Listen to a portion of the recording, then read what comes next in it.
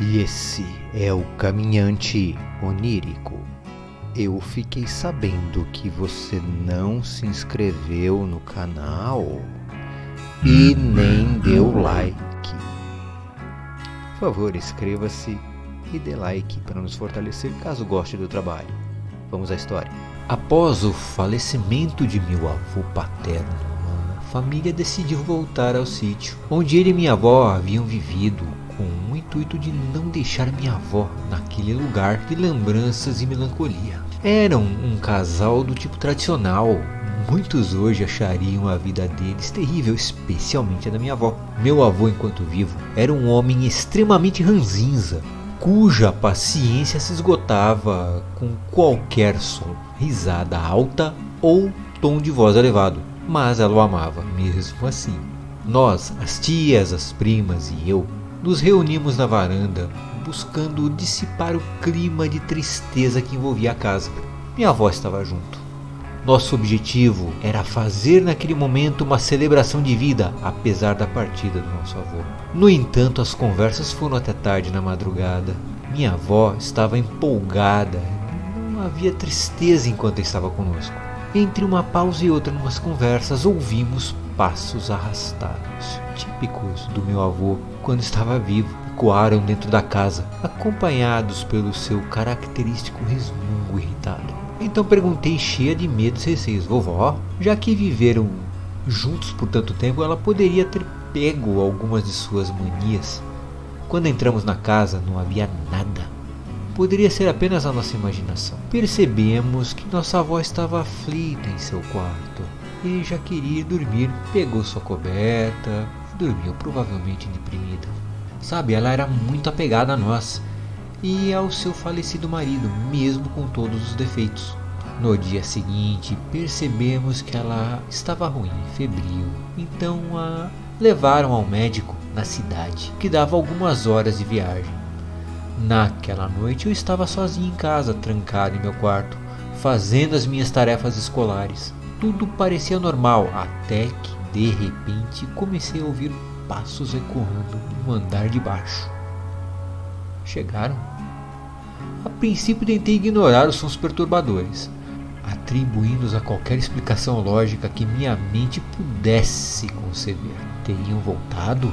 No entanto, a curiosidade e o medo me empurraram na direção da escada. Pensei, vou descer para ver, né? Antes mesmo de colocar o pé na escada, um estranho acontecimento preencheu a casa de terror. Um som angustiante e prolongado, junto com o som de garrafas e vidro quebrando, ecoou na parte de baixo da casa. Era como se dezenas de garrafas estivessem estilhaçadas ao mesmo tempo, preenchendo o ambiente com um caos. O ar estava pesado com tensão e gritos e vozes desconhecidas pareciam ecoar por todos os cantos da casa. O pessoal não havia voltado. Com esse estardalhaço, eles teriam feito um verdadeiro fuzuê indicando os culpados. Porém, o silêncio dominou junto com uma presença avassaladora. Um arrepio gelado percorreu a minha espinha e uma onda de pavor me envolveu. Resolvi descer, mas ao alcançar o pé da escada, a visão que se apresentou diante de mim era aterradora. Garrafas e copos quebrados jaziam no chão, como um campo de batalha. O som dos gemidos persistia, mas o mais perturbador de tudo é que eu estava sozinha na casa. Seria apenas eu? A minha mente estava confusa e atordoada.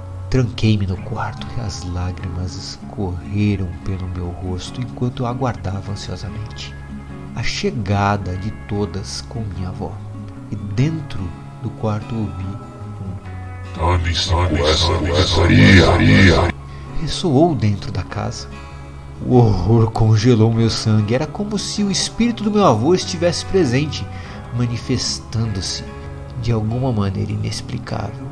Aquele não era mais um ambiente onde eu poderia ficar tranquila. Aterrorizada, desconfiada do mundo ao meu redor, meu medo de encontros sobrenaturais cresceu. Era como se algo, uma presença sombria e gélida, emanasse um mal indescritível. sons de passos que se arrastavam subindo a escada e andava pelo corredor. Eu fiquei paralisada com aquilo, incapaz de desviar o olhar ou fugir daquele encontro terrível. Estava na porta, parado, como se estivesse olhando através da porta, através dela. Uma dor excruciante percorreu todo o meu corpo e meu desespero alcançou níveis inimagináveis. Eu queria gritar, me mover, pedir socorro, mas nada saía dos meus lábios. E eu estava completamente imobilizada. A única opção que me restou foi fechar os olhos, procurando escapar daquela agonia inominável. À medida que o sono finalmente me envolveu, a figura sinistra começou a desvanecer.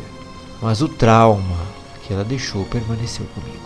Quando finalmente retornaram, o cenário que eu havia testemunhado havia desaparecido como uma miragem, um truque cruel do universo. Decidi dormir com a minha irmã. Eu não ficaria ali só. Só pelo medo que apresentei, fui obrigada a contar o que vi. Eu dividi o quarto com a minha irmã. E uma grande parede de espelho estava posicionada na parte oposta da minha cama. Fui acordada no meio da noite por uma luz intensa, como se alguém tivesse apontando uma lanterna diretamente em meu rosto. Os passos voltaram, mas foram diretos para o quarto da minha avó. Levantei-me com uma certa coragem para ver. Parecia um homem idoso. O medo que senti naquele momento foi arrepiante, paralisante. À medida que ele começou a virar para me encarar diretamente, eu fui dominada pelo pânico. Eu queria gritar, fugir, pedir ajuda, mas minhas cordas vocais não respondiam. Meu corpo estava petrificado. Não era o meu avô, mas tinha seus jeitos e manias. Mas não era ele. Meu grito não saía. Tudo que eu consegui foi voltar para a cama, quase voando, aonde acordei assustada. Já no dia seguinte, todas nós relatamos o ocorrido, coisas muito parecidas. Não entendo até hoje o que era aquilo. Minha avó, mesmo com o coração partido, optou por deixar o sítio, incapaz de suportar a presença assombrada daquilo. Para ela, habitou em seu marido, que ela tanto amava, por anos. E agora você pode assistir outros vídeos do canal que estão na recomendação dos cards. Se você não quer nada te perseguindo durante a noite, nem nos seus pesadelos, clica ali no like. Já clicou? Agora inscreva-se, caso tenha gostado. Até mais!